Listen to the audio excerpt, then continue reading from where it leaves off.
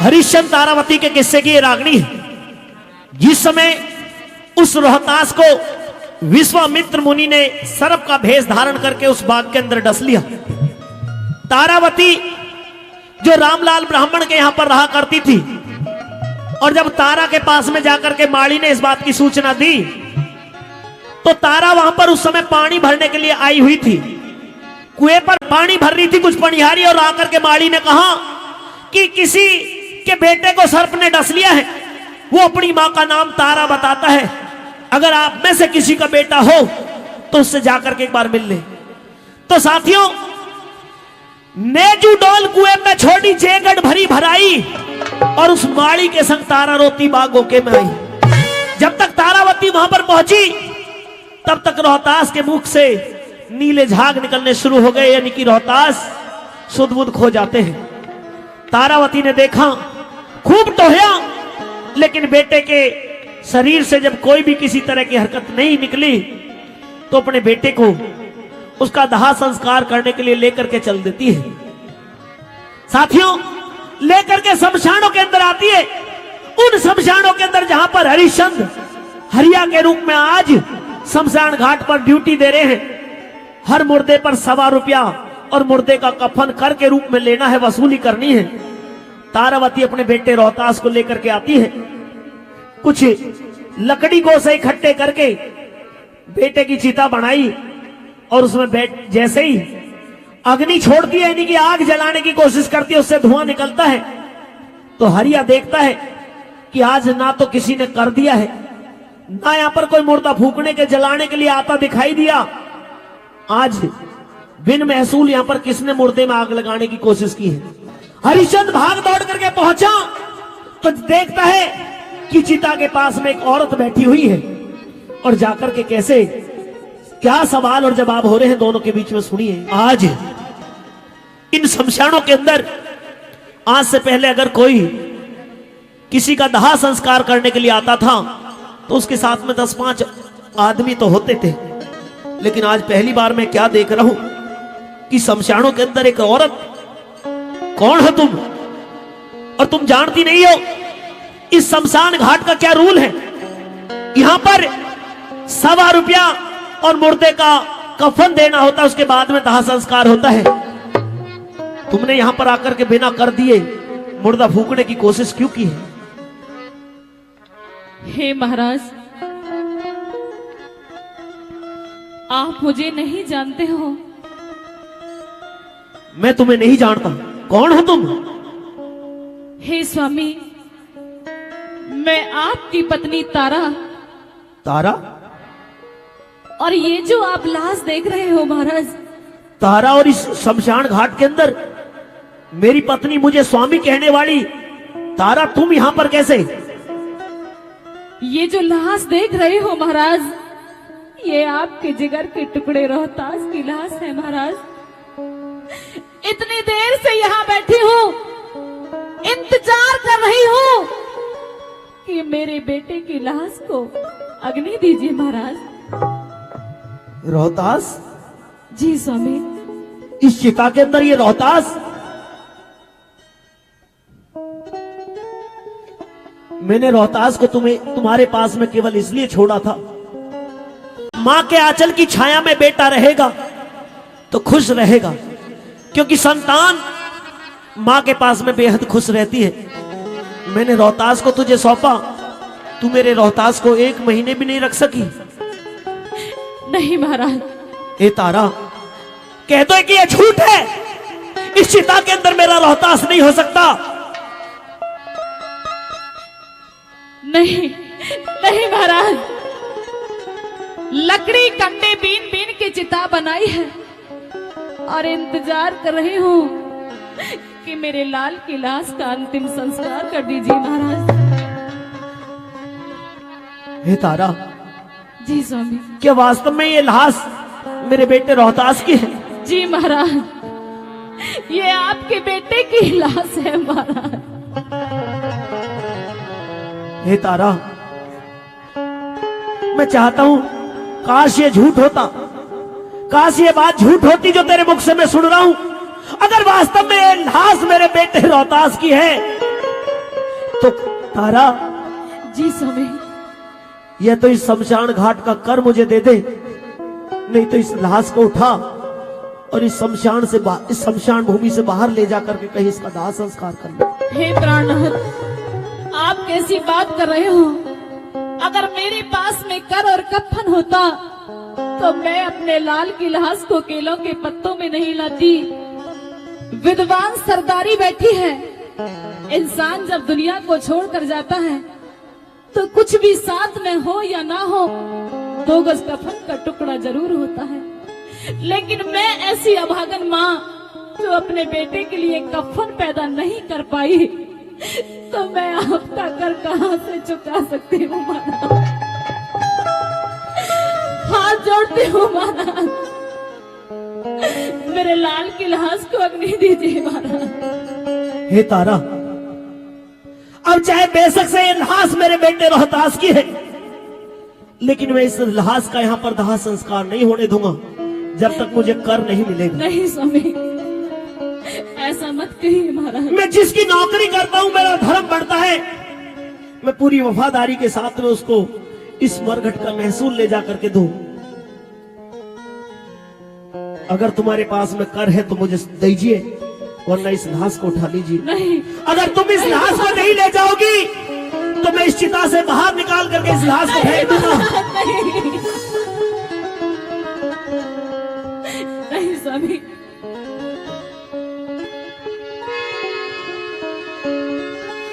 मर जानी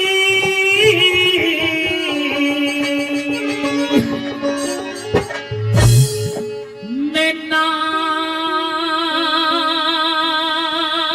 राजा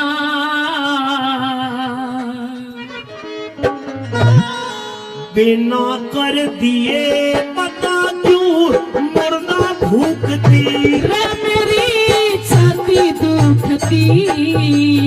मर जानी ना राजा बिना कर दिए पता क्यों मुर्दा भूखती, रे मेरी छाती दुखती।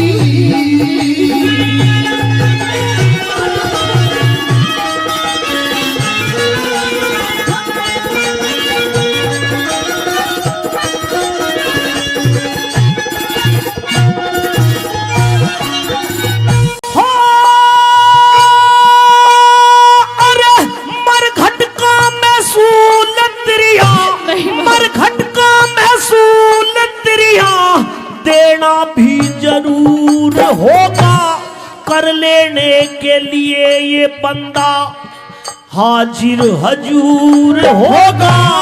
कालिया करूल तने देना भी जरूर होगा, कालिया करूल तने देना भी जरूर होगा।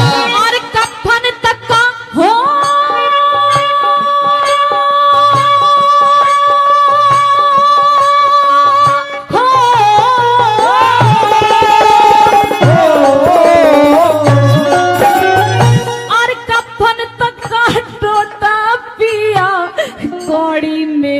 पास नहीं, आखिर को है तेरा बेटा, करता क्यों विश्वास से नहीं। बिन कफन के, अरे बिन कफन के सुत की पिया ढकी गई लाश नहीं। बिन कफन के सुत की पिया ढकी गई लाश नहीं। क्या राजा ये धर्म का है बंधन नार, तू काहे चूकती, रह मेरी छाती दुखती। मर जानी राजा अरे बिना कर दिए पता क्यों मुर्दा भूखती, रह मेरी छाती दुखती।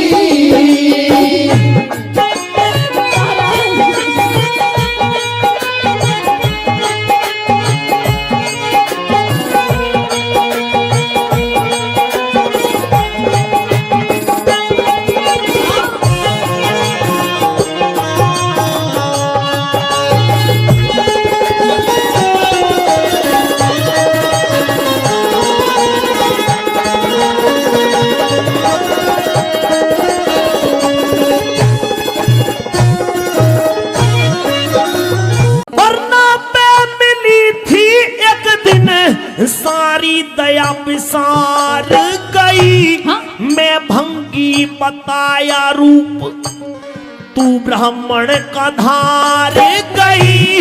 हाथ घड़े के अरे हाथ घड़े के ना लाया, मेरी जिभ्या कह निहार गई। हाथ घड़े के ना लाया, मेरी जिभ्या कह निहार गई। और माफ कर कसूर पिया, माफ कर कसूर पिया, कहती हाथ जोड़ के। पीठ फेर खड़ा हो गया बेटे से मुंह मोड़ के। मजबूरी में अरे मजबूरी में अरे मजबूरी में आया कफन केले का ओढ़ के। मजबूरी में आया कफन केले का ओढ़ के। वो मिसरानी लेना राजा, ये धर्म का है बंधन, बता क्यों खड़ी सूखती। मेरी छाती दुखती, मरे जानी है राजा। बिना कर दिए पता क्यों मुर्दा भूखती। मेरी छाती दुखती।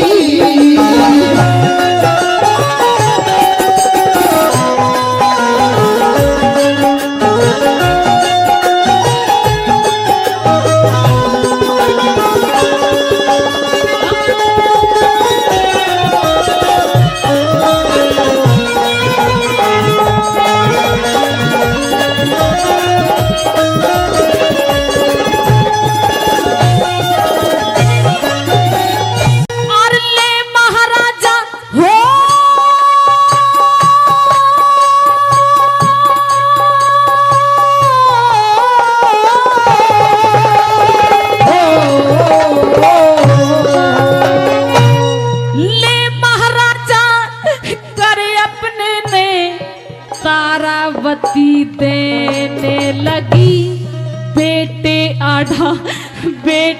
आढ़ा है बुरा माँ। पेट पकड़ सहने लगी, सुत में लगा दे आग।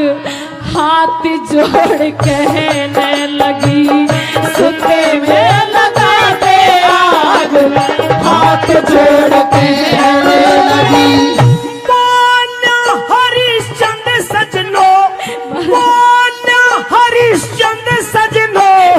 ऊंच नीच विचार के पहले सुत का कफन दे तू, सर से चीर तार के। फिर चाराने में गढ़ की कंठी पकड़ा दे उतार के। चाराने में गढ़ की कंठी पकड़ा दे उतार के।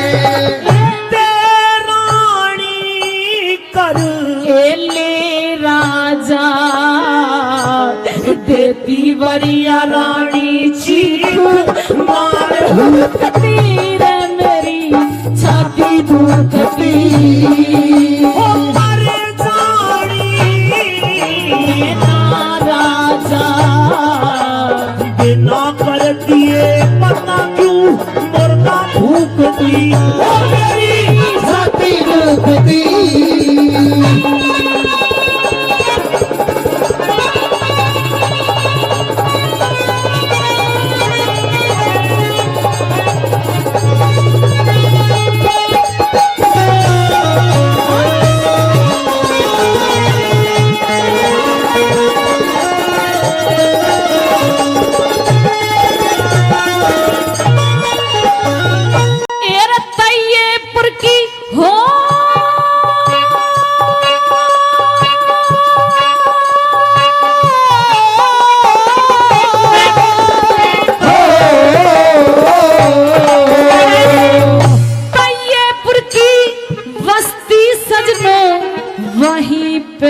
ठिकाना हमारा रोजाना बजे है साज। भाई सुने गाना हमारा जिला है बुलंद शहर शिकारपुर है ताना मारा। जिला है बुलंद शहर शिकारपुर है ताना मारा। रहते एक जगह सभी, हाँ? रहते एक जगह सभी, कदे न्यारे होते नहीं। गुरु राजिंदर दिल के हाल आपस में लपोते नहीं। प्रीति रोशन दुख देख के ए धर्म को डुबोते नहीं।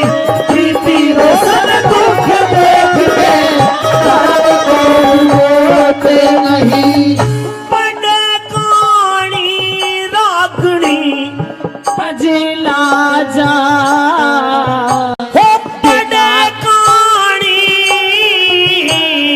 तजिला जा बिना गाए सजनों मारी तबीयत उबती रे मेरी छाती दुखती।